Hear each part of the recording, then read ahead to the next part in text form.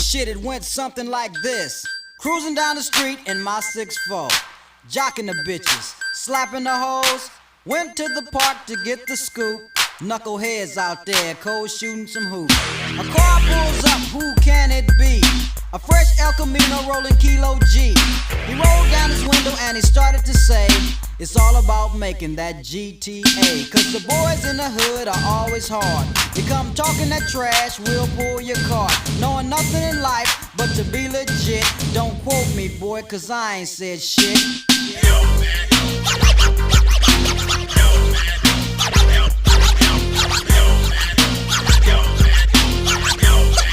Get the fuck out!